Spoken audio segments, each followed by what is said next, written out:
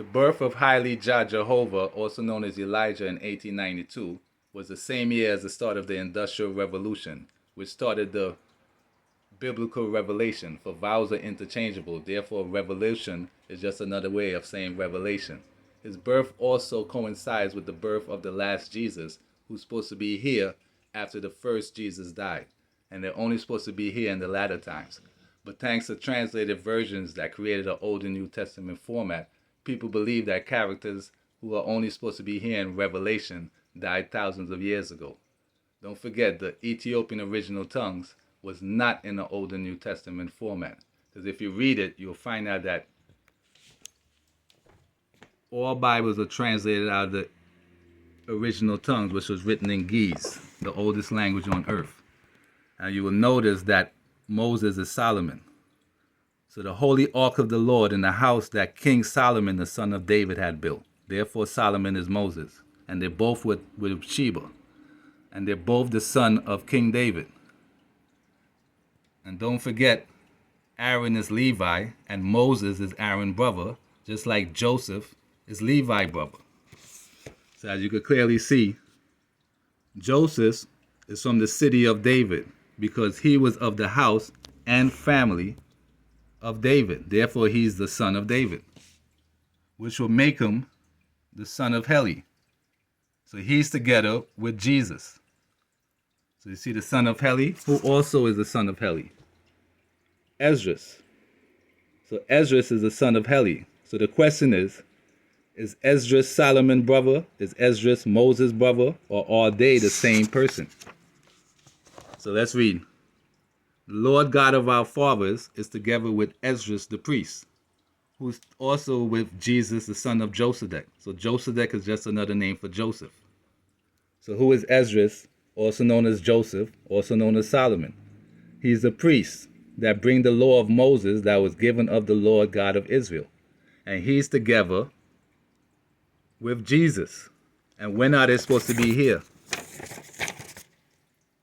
When the people were brought out of bondage in the latter times. How we know this?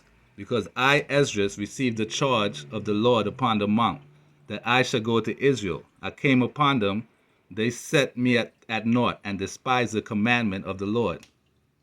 So look for your shepherd that shall come in the end of the world. Be ready to the reward of the kingdom, for the everlasting light shall shine upon you forevermore. And since we know Israel is Jacob, who also is Jacob. Jacob is Joseph's dad.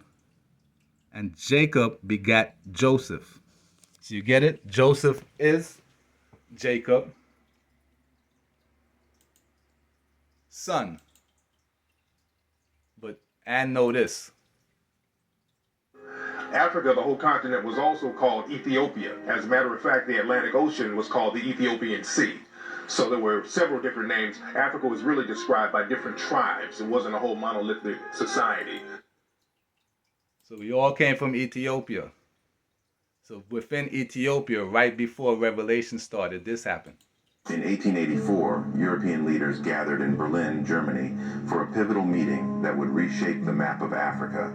Known as the Berlin Conference, it marked the beginning of the Scramble for Africa, a ruthless competition among European powers to claim African territories.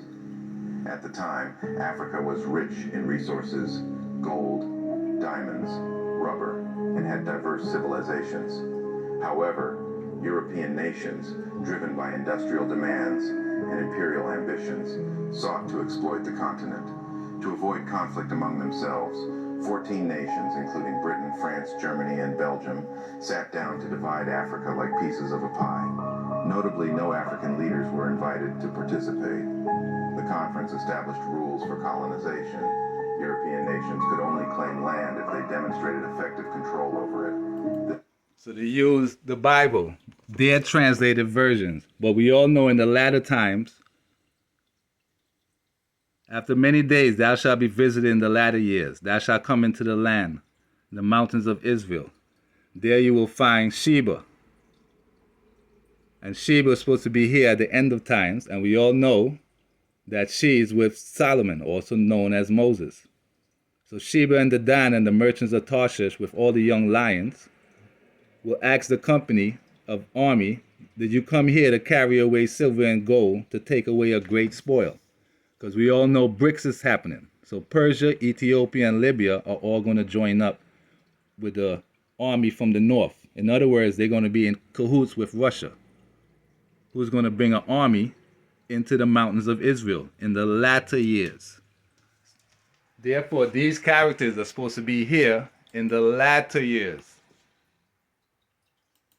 Genesis 15:13 to 14. Then he said to Abram, know certainly that your descendants will be strangers in a land that is not theirs, and will serve them, and they will afflict them 400 years.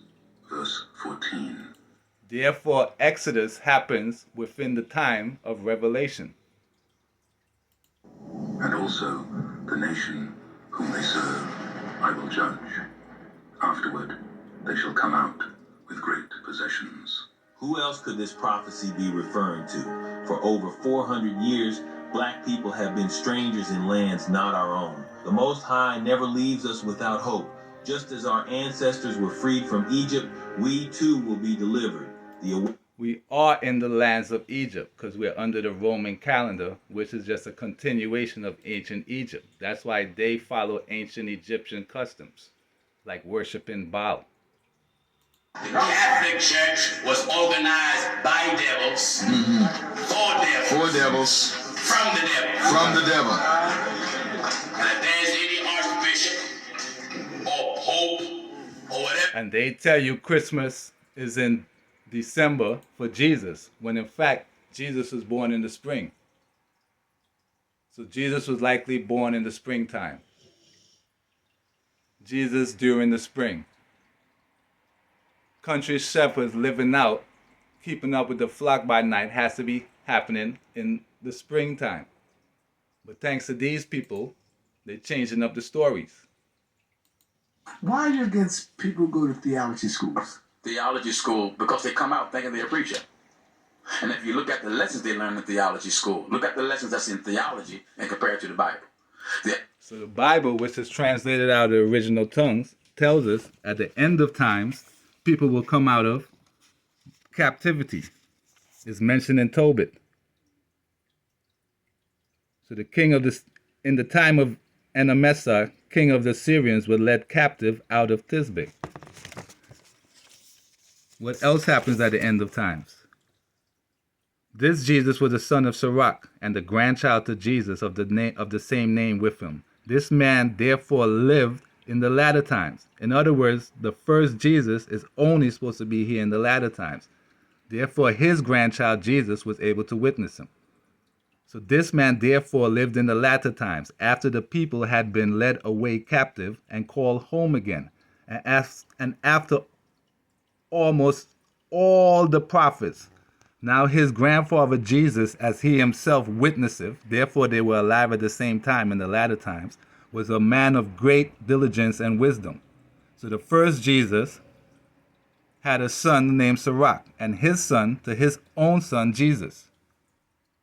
So this Jesus did imitate Solomon, and was no less famous for wisdom and learning, both being indeed a man of great learning, and so reputed also.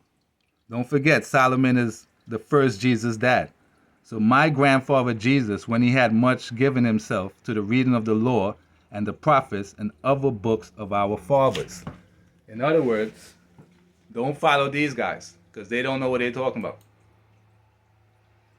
Theology school teach that Paul died at Nero's chopping block. Paul's death had never been in the Bible. Theology school teach Peter was crucified head down and feet up. No such death is recorded in the Bible. Theology school teach that John died 96 AD in a pot of boiling oil. John's date and how John died have never been in the Bible. For John is supposed to be here in the end of times, for it's literally called the revelation of Saint John the Divine. In other words, follow God, now man. Jagai. July 23, serious weather inundation in it. Yeah, of the lion.